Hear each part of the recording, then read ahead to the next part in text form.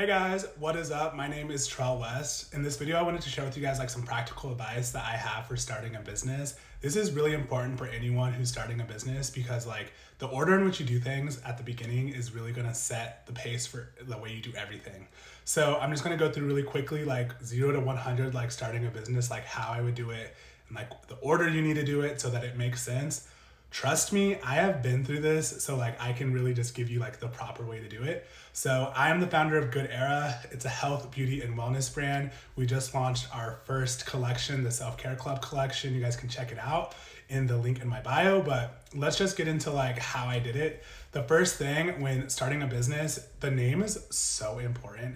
I honestly think the name is probably one of the most important things besides your products and services, because it's really gonna give your customers a really good preview into what the brand has to offer. And if the name doesn't invoke what you sell or offer, it can just be really confusing, and I think that can get in the way of making sales. So when you think of Good Era, what do you think? What do you feel when you hear the name Good Era? To me, it's a feeling of stepping into your higher self, actualizing your highest potential for yourself, and walking in a good light for yourself. And I really wanted a name that invokes that spirit. Some of the best brands out there have a name that invokes something. For me, what comes to mind is a brand called Summer Fridays. Everyone knows the lip balm, the skincare, stuff like that. And Summer Fridays invokes that summer feeling. That's what they're selling, and that's gonna help dictate their products, their services, what they offer, and how they show up online. So you really wanna find a name that can speak to who you are as a brand and your identity as a brand. So that would be my first thing, is to figure out your brand name. And when you're doing that, the next thing is researching the name fully.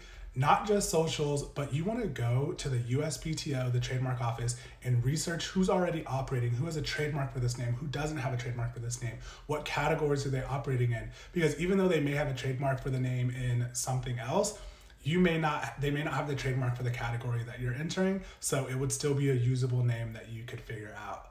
Trust me, the name is the first thing you want to figure out.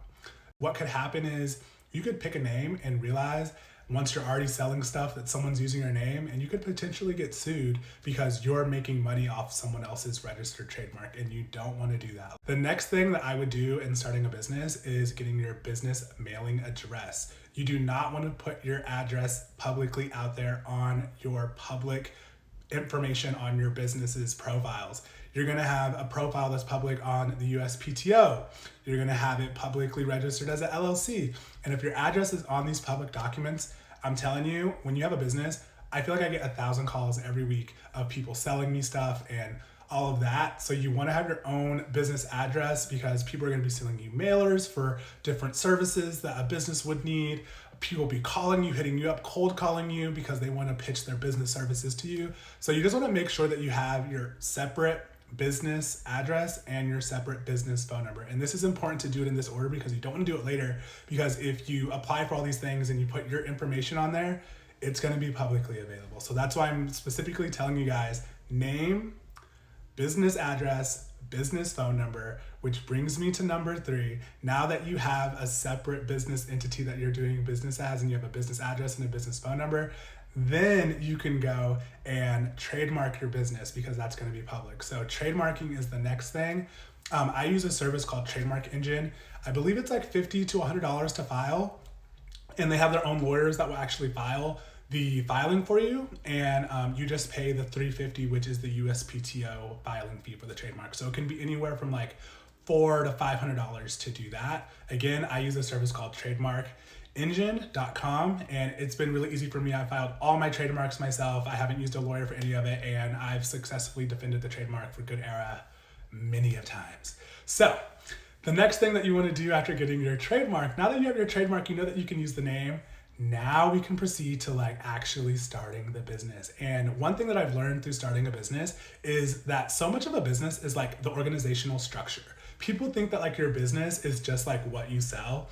The business is actually the operating of it all, the system, the operations, the invoices, the setup of it, the infrastructure. It's actually just so much paperwork. That's actually what a business is. The product, anyone can sell a t-shirt, anyone can sell skincare, whatever have you. You want to make sure that you are doing what you need to do to make this a viable thing. So now that you have it up and going and you have your trademark, the next thing that you want to do is go ahead and file for your LLC, get your EIN. So your LLC is basically what I would say is like your identification. Like you are doing business as this limited liability company, and you definitely want to do that. And then after you do that, you can get your social security number for your business, which in business world would be the equivalent, which is called an EIN. That's your employee identification number. That's basically like your social security number for tax purposes, so that you can basically submit taxes on behalf of this LLC that has this identity, which is like the social security number. So now that you have your name, you have your business phone number, you have your address, you have your trademark, you have your LLC, you have your EIN, that really is like the infrastructure for your business. And I'll dive into like how to do the LLC and the EIN a little bit more. So the LLC, you can actually file at your Secretary of State's website, and you can do the same thing with the EIN number as well federally. You can do these things yourself. Like it'll probably take like 30 minutes to an hour, but you essentially want to have those things because this is what you need to set up a business bank account. And once you have a business bank account, what they'll have you do is they'll have you have to submit a operating agreement. And this is really useful if you are not just starting something solo, but maybe you have partners or you're starting a business with someone. You want to have an operating agreement because a bank essentially wants to know who the owners are of this business and what the business arrangement for the operation of this business is. And this is important because it protects not only you, but it protects your partner as well. For example, if you have a business bank account, let's just say you have $1,000 in this business bank account, you don't want your partner who has like 30% portion of the business to them to be able to go and drain the bank account.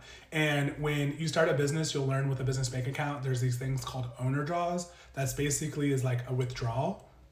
You want to have that clearly laid out. Like, hey, this is a 50-50 business.